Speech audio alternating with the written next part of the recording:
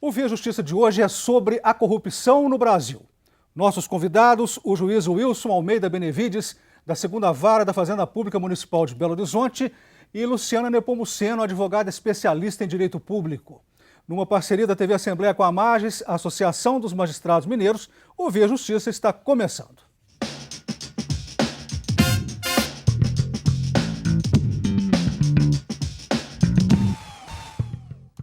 A Justiça Federal e a Justiça Estadual julgaram 74.186 processos de corrupção nos primeiros 7 meses de 2014. A informação é do CNJ. Doutor Wilson, como dimensionar estes números? Eles significam que o Brasil está agindo com mais firmeza contra a corrupção e a impunidade?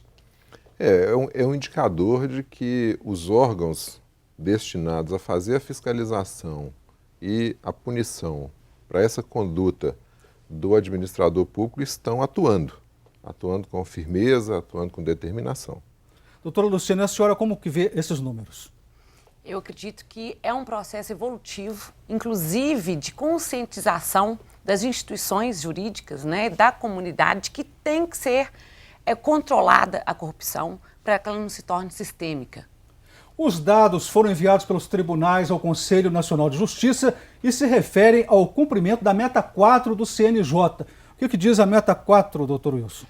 A meta 4 do CNJ, ela dizia para 2014, foi a meta elaborada em 2013, que a Justiça dos Estados deveria julgar, no ano de 2014, 100% dos processos de improbidade ingressados no Judiciário até 2012, até o final de 2012. Essa foi a meta para 2014. Para a Justiça Federal, ela envolvia 50% dos casos de 2011 e 50% dos casos de 2012. Para o ano de 2015, nós tivemos agora em Florianópolis o 8º Encontro Nacional do Judiciário e a meta 4 ela foi refeita para o ano de 2015. E agora ela tem um fator que chama a atenção, que ela diz que tem que julgar 70% dos casos que ingressaram até o final do ano de 2013 para a Justiça dos Estados, mas aí incluiu-se na meta as ações de improbidade, que são aquelas ações que têm por finalidade o ressarcimento dos valores ao erário, a punição com multa do administrador, a perda da capacidade do direito político, e também incluiu a ação penal. Isso é uma novidade. As ações penais também agora fazem parte da meta 4. Doutora Luciana, critica-se a existência de uma padronização de julgamentos para cumprir a meta. São tantos processos, então eles estariam sendo padronizados. O objetivo seria maior rapidez nos julgamentos ou repetir o padrão deles. Eu pergunto para a senhora, isso é correto? Como responder a essa crítica? Essa questão, eu falo que é o dilema que se vive no judiciário, do conflito entre a celeridade dos julgamentos, da agilidade e da qualidade de decisões, respeitando o devido processo legal. Porque exatamente o que acontece? No momento que você tem metas para se concluir o julgamento de todas as ações de improbidade. Imagina Minas Gerais com todos os municípios, a quantidade de municípios que existem em Minas Gerais e, obviamente, o número de administradores e se impor ao judiciário é exatamente uma meta de se acabar com o julgamento de todas as ações. Então, isso faz com que realmente possa ficar prejudicada a qualidade das decisões. E nós não podemos deixar que a busca por uma celeridade, ela sobreponha a um contraditório, a um direito realmente de uma decisão bem fundamentada. Então, esse é o conflito que nós vivemos hoje, dessa questão envolvendo a rapidez que se impõe à justiça. Vamos ver agora a opinião popular em Belo Horizonte. Como o cidadão vê a corrupção no país e o que fazer para acabar com ela? Acabar com esse mal seria uma maior punição, porque o Brasil é um país da impunidade. Tudo pode, tudo é aceito. Porque, sinceramente, se fosse pela parte da pobreza, seria um castigo mais rígido. Mas como financeiramente eles têm lá o ato, a maneira de resolver e não resolve, dificilmente ser resolvido, porque os poderosos estão lá dentro. Tem jeito de acabar com a corrupção, sim, mas com pessoas honestas. O problema é que a gente não conhece o coração de ninguém, para saber que é o corrupto ou não. O problema da corrupção no Brasil é que ela já começa desde o início. O brasileiro, nós temos uma consciência muito corrupta.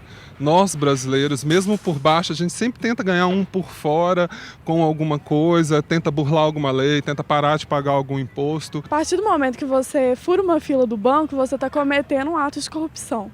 Então, eu acho que a gente tem que implementar essa questão de acabar com a corrupção dentro de nós mesmos, para poder ela expandir e para poder cobrar do outro, né? Para poder cobrar dos nossos governantes. Então, a gente tem que começar por nós mesmos. Gostaria do comentário do senhor e da senhora sobre a fala popular. Doutor Wilson, tem jeito de acabar com a corrupção no Brasil? Analisando a matéria, né, o curioso é que as pessoas... A improbidade, essa lei, a LIA, né, que é a Lei da Improbidade Administrativa, ela tem por base impor ao administrador público o princípio da moralidade. Ela exige que o administrador seja probo e honesto, o que, em termos práticos, é agir com moralidade no serviço público. E as pessoas dizem claramente isso, né? Esse conceito de moralidade é um conceito que nós precisamos de ter dentro da administração e fora. É preciso de cuidar disso também, de que essa moralidade, esse conceito seja um conceito na formação da personalidade das pessoas, porque a gente tem não só governantes probos e honestos, mas uma população também proba e honesta e que exige do governante que cumpra a parte dele. Como que a senhora viu a fala popular? É exatamente, até complementando aqui que o doutor Wilson falou, a corrupção, até o combate à corrupção ele tem que ser repressivo, mas também preventivo. E preventivo nesse viés de uma política educacional, para que não seja comum, né, nos entrevistados e no senso comum de que a corrupção já está institucionalizada. Então, por isso que tem que ter mecanismos de repressão, como a lei de improbidade, mas também mecanismos realmente preventivos, que eu falo que entra dentro dessa política educacional para a melhor conscientização da população. Doutor Wilson, qual é a visão histórica da improbidade administrativa? Quais os avanços no combate a essa improbidade? A lei da improbidade administrativa é a lei de 1992, né?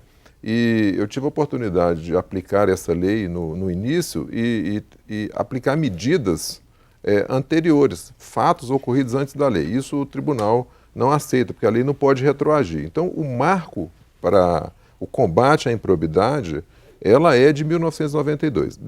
Esclarecendo um ponto, que esse marco é o marco civil, é o marco é a oportunidade que a administração tem de buscar a recomposição do patrimônio dela que foi dilapidado com o ato de corrupção. O que a lei contra a improbidade visa é recompor o patrimônio e punir o administrador, o mau administrador, com a perda dos direitos políticos, com uma multa que pode chegar até 3 vezes o valor do prejuízo ou 100 vezes o valor da remuneração que ele tem. Esse é um ato civil. O ato penal, na esfera penal, e aí um avanço muito grande que a gente precisa de registrar, é que o CNJ incluiu na meta 4 para 2015 o julgamento das ações penais, porque o sujeito tem que ser punido penalmente também. Ele tem que ser privado da liberdade dele, se ele praticou um ato nocivo ao patrimônio público. Então, essa punição penal ela já existe há muitos anos, o Código Penal já é assim há muito tempo. O que precisa é dar prioridade a isso dentro do julgamento dos tribunais. Então, o marco é 1992, com a lei da improbidade administrativa, os aperfeiçoamentos que ela vem tendo, a interpretação que o tribunal vem dando a ela, e agora sim, focar também sobre a questão da pena restritiva de direito ou privativa de liberdade. O Via Justiça faz agora um rápido intervalo e voltamos em instantes.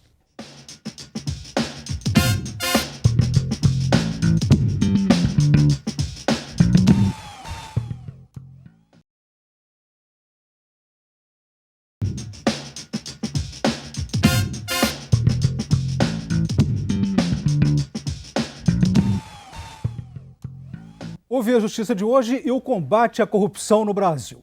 A Justiça brasileira julgou mais de 74 mil processos de corrupção nos primeiros 7 meses deste ano. Participam do programa o juiz Wilson Almeida Benevides, da 2ª Vara da Fazenda Pública Municipal de Belo Horizonte, e Luciana Nepomuceno, advogada especialista em Direito Público. Doutora Luciana, para o telespectador, didaticamente, vamos explicar o que é a improbidade administrativa. A improbidade é exatamente a malversação do recurso público. Existe uma ideia geral dentro dos administradores de que a coisa pública não tem dono, mas a coisa pública tem dono, que é o povo. Cabe ao administrador público gerir bem o erário público, né? Em razão do voto que lhe foi conferido, eles têm essa finalidade apenas de gestão. Então, diante dessa má gestão, veio essa lei para punir o administrador ímprobo. Não aquele que foi descuidado, mas sim aquele que foi ímprobo e que, em razão dessa improbidade, ele se enriqueceu ilicitamente, causou dano ao patrimônio público. Mas o descuidado também não é penalizado? Também, porque você tem na lei a previsão da punição de determinadas condutas na forma culposa, não só na forma intencional, dolosa. Então você tem que ter o elemento que a gente chama de elemento subjetivo, ou o dolo ou a culpa, mas se pune também por culpa. A lei de improbidade administrativa, como disse o doutor Wilson, é de 1992. Aí pergunto para o senhor, doutor Wilson, ela tem sido suficiente no combate à corrupção? Precisa de modificações? Qual a análise que o senhor faz da lei? A lei em si ela é muito boa. Como a maioria das leis brasileiras, elas são muito boas. Elas sofrem do problema da aplicação. Eu penso, isso é a opinião pessoal, que devêssemos investir em estrutura de fiscalização. Eu não sei se temos uma estrutura de fiscalização do tamanho e com a aparelhagem que nós deveríamos ter. Eu digo pelo seguinte, imagine Minas Gerais, que tem mais de 800 municípios. Todos esses pequenos municípios recebem verbas, gastam dinheiro público e eles têm que ser fiscalizados em uma fiscalização mais eficiente, mais próxima do gasto, do dispêndio. Assim que gastou, se está irregular, é mais fácil de você reverter. Você apresentar uma conta, gasta 5, 6 anos atrás e buscar o ressarcimento disso, dificilmente você vai conseguir. Doutora Luciana, como que foi a criação da lei de improbidade administrativa? E lembrando aquele povo fala do bloco anterior, né, eu pude perceber que o cidadão falou que isso estaria culturalmente entranhado nas pessoas. E a senhora veja que a lei é de 1992, vamos dizer assim, recente, né? Como que foi a criação dela? Exato. Na verdade, ela foi uma evolução de outros dispositivos anteriores à atual LIA, né? Mas que eles eram ineficazes porque eles previam o ressarcimento erário, mas não a punição ao agente. Então, com a lei de improbidade, o agente público passou a ser penalizado. Penalizado com o que nós chamamos que a pena máxima ali seria a suspensão dos direitos políticos. Então, a lei 92 passou o foco para o administrador e não só para o patrimônio público lesado. Então, esse que foi o processo evolutivo, né, de se focar realmente na punição ao administrador. Doutor Wilson, há críticas sobre a transparência em relação ao total de condenações. O judiciário estaria revelando apenas um número de ações e não um número de condenações. O que dizer sobre isso? Veja bem, a meta do CNJ, eu vou começar respondendo pela meta. A meta fala em julgar. Ela não define, a gente conhece o judiciário brasileiro, que por diversas ações ele acabou tendo mais de um grau de jurisdição. Julgar, então, seria julgar em primeiro grau, o que não é suficiente. Uma das colocações, uma das posições da Associação Nacional dos Magistrados, da AMB, é que essa meta devesse englobar o julgamento nos 2 graus de jurisdição, né? E as ações de improbidade, elas normalmente hoje, pela sistemática que tem, elas podem ser exercidas pelo Ministério Público ou pelo próprio cidadão via ação popular, né? É preciso que se identifique dentro dos fóruns essas ações de improbidade. É muito fácil você identificar a ação de improbidade quando o Ministério Público propõe. Ele instaura um inquérito civil público, apura aquilo lá, o desvio, o desvio de conduta, vamos dizer assim, do administrador, e propõe lá a ação para ter a reparação que segue o rito ordinário normal. Mas há também a possibilidade do cidadão, via ação popular, que é um mecanismo muito antigo, talvez dos mais antigos que temos no nosso ordenamento, buscar o ressarcimento do erário e a aplicação da lei. Então, essa identificação da ação ela é um pouco difícil, mas 90% das ações estão dentro de ações propostas pelo Ministério Público para o ressarcimento e punição dos responsáveis. Mas o senhor acredita que esse índice de condenações seja alto? O índice de condenação ele é alto. O que precisava de ser confirmado é se essa condenação, ela que ocorreu em primeiro grau, se ela é uma condenação confirmada nos graus superiores, porque a gente não tem esse índice muito bem apurado. E essa... Pois não, doutor. Desculpa aí, doutor Carlos, mas só para complementar, a importância dessa confirmação da condenação pelos tribunais. Porque nesse ideário, né, do combate à corrupção, nós tivemos a Lei Complementar 135, cujo um dos que trata, né, sobre a inelegibilidade, né, as causas de inelegibilidade dos candidatos. E uma delas é exatamente a condenação por improbidade administrativa. Lógico que a lei estabelece alguns requisitos, mas essa condenação, e ela precisa ser uma condenação por órgão colegiado, ou seja, precisa de uma condenação oriunda do tribunal. Então não basta o juízo monocrático julgar se aquela sentença ela vier a ser reformada pelo tribunal. Por isso da importância de ter esse julgamento por um órgão colegiado. A Justiça Federal já cumpriu quase 76% da meta 4. Já a Justiça Estadual cumpriu apenas 36% da meta de combate à corrupção. Como explicar isso, doutor Wilson? Por que a Justiça Estadual está tendo este menor desempenho? Essa é uma consequência que eu já percebi. Antes mesmo de sair o resultado da meta 4 de 2014, eu já havia percebido isso no meu exercício na Corregedoria de Justiça. Muito comum chegar em comarcas pequenas, com um único juiz, com uma estrutura de trabalho pequena, e essa comarca ter 7, 8 municípios, e esse juiz ser responsável por julgar todas as ações de improbidade de 7, 8, 9, 10 municípios. Às vezes nós temos comarca aqui até com 9 municípios. Isso dificulta muito o exercício da jurisdição especializada no caso da ação de improbidade. Não são ações simples, são ações complexas que envolvem, às vezes, a análise de documentos, de muitos documentos, e um juiz único para trabalhar com ações de 8, 9 municípios, fica um pouco comprometido o trabalho dele. Já na Justiça Federal, evidentemente que a aparelhagem tem algumas vantagens sobre a Justiça Estadual. Eles estão mais aparelhados, os volumes são mais, os casos são mais restritos, mais localizados. O Via Justiça faz mais um intervalo e voltamos em seguida com o bloco final do programa.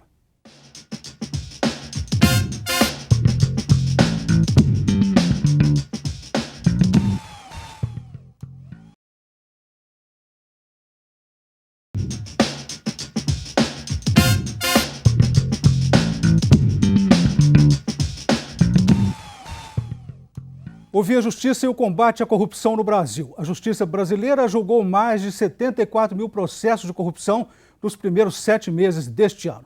Participando do programa, o juiz Wilson Almeida Benevides, da 2ª Vara de Fazenda Pública Municipal de Belo Horizonte, e Luciana Nepomuceno, advogada especialista em direito público. Doutor Wilson, quais são os crimes contra a administração pública? E, mais uma vez, a diferença em relação à improbidade administrativa. Os crimes elementares ali é o peculato, que é uma apropriação de bens. Você tem o bem, ele tem a posse do bem em razão do cargo e ele se apropria daquele bem. A concussão, que é um crime que é exigir, o sujeito é administrador público e para prestar aquele serviço que está sob a responsabilidade dele, ele exige que receba alguma vantagem. A corrupção, que é solicitar ou aceitar, que é um tipo mais ameno, mas da mesma forma, no exercício do cargo ele aceitar.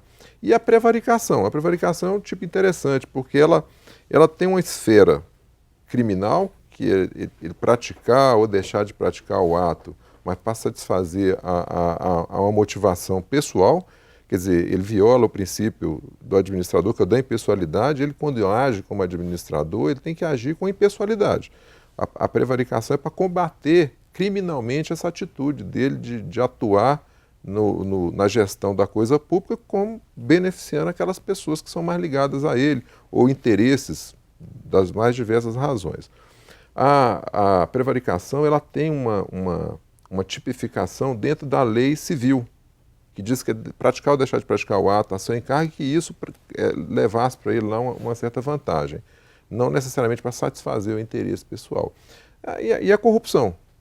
os tipos de corrupção que na modalidade ativa e passiva. Esses são os principais crimes que o administrador pode praticar na atuação da administração. Há outros crimes menores, mas... Mas então esses ficam na área penal. E a improbidade administrativa na área civil? Na área civil, a não ser a prevaricação que tem o tipo na área penal, quando a intenção é satisfazer uma motivação pessoal, quando eu deixo de fazer alguma coisa ou faço, e isso prejudica o erário público, é punição civil também. Doutora Luciana, o que dizer sobre a má gestão de prefeitos e vereadores? Bom, o prefeito e vereador, como todo administrador público, ele está sujeito, né, às penas previstas na Lei de Improbidade Administrativa, que tem três tipificações, né, de condutas praticadas por prefeito ou vereador ou governador, ou seja, no geral, qualquer administrador que causem prejuízo ao erário, né, que causem enriquecimento ilícito e condutas que ofendam os princípios da administração pública, da moralidade, impessoalidade, legalidade. Então, nós temos vários casos concretos que podem se enquadrar nessas hipóteses previstas na lei que vão gerar as sanções da improbidade. Uma hipótese pode, né, citando assim, por exemplo, o administrador público, um prefeito, usa um carro da prefeitura, um caminhão da prefeitura para fazer uma obra no sítio do seu vizinho ou no próprio sítio particular. Ele está praticando um ato de improbidade administrativa. Quando frauda-se um procedimento licitatório, também é ato de improbidade administrativa e ele, por isso, vai responder. Doutor Wilson, como se dá a apropriação indébita previdenciária? O administrador, ele é obrigado a recolher dos servidores lá do município, de todos aqueles colaboradores com o serviço público, ele é obrigado a recolher, a descontar na folha de pagamento daquelas pessoas uma parcela que vai ser recolhido ao fundo previdenciário para que essas pessoas tenham assistência previdenciária. Quando ele recolhe e não faz o depósito, ele está se apropriando indevidamente daqueles valores, porque aqueles valores foram efetivamente descontados dos vencimentos, salários, subsídios dos prestadores de serviços municipais ou estaduais ou em que esfera for da administração, mas o sistema previdenciário efetivamente não recebeu aquele dinheiro. Essa é uma evolução até relativamente recente inserida no Código Penal para punir essa conduta. Doutora Luciana, e a lavagem ou ocultação de bens oriundos de corrupção na administração pública? Como que acontece isso? Exatamente quando o administrador ele desvia o bem ou o recurso público. Né? Retomando a questão falada pelo Dr. Wilson, já peguei casos de desvio de verba de educação do Fundef, em que teria que ser aplicada determinada verba destinada para a educação e aí há um desvio de finalidade. Esse desvio de finalidade também, ele corresponde a um ato, né, de improbidade administrativa, porque o administrador público ele não tem opção de onde aplicar o dinheiro, de, por exemplo, de pagar, deixar de investir uma verba na saúde, de investir a verba numa educação para pagar os assessores ou pagar o próprio salário.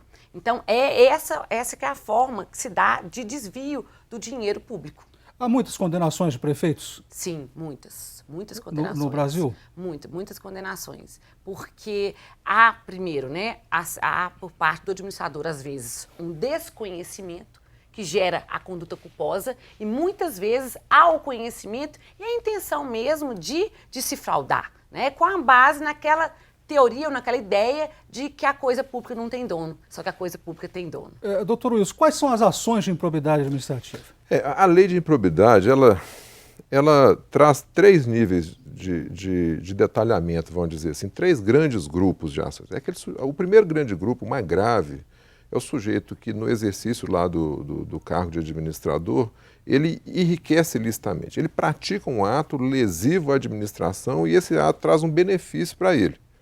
O segundo ato, a segunda categoria, uma categoria mais leve, ela na verdade quer punir o administrador, vamos dizer assim, displicente, aquele administrador que atua na coisa pública com desídia, ele não leva a sério. Então ele faz negócios péssimos para a administração e causa prejuízo à administração sem necessariamente aquilo se reverter em nenhum proveito para ele. E a terceira e última categoria de ação, ela é para aquele administrador que age contra os princípios da administração pública, é a legalidade, a impessoalidade, a moralidade, a publicidade dos atos, ele faz coisas sem publicar, ele pratica atos contra a administração. Essas são as ações básicas e as penas são diferentes para esses 3 níveis de conduta. Rapidamente, nas suas considerações finais, doutora Luciana.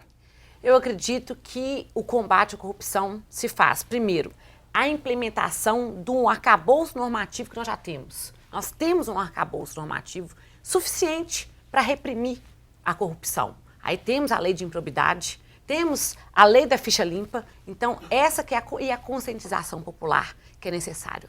O senhor, as considerações, doutor Wilson? Penso que na mesma linha da doutora Luciana, que muito bem colocou o problema, nós temos de aparelhar o Estado com mecanismos eficientes de fiscalização. A lei já é muito boa. Muito obrigado ao senhor e à senhora pelas participações. O Vê Justiça de hoje termina aqui. Este programa é uma parceria da TV Assembleia com a Mages, a Associação dos Magistrados Mineiros. Até o nosso próximo encontro.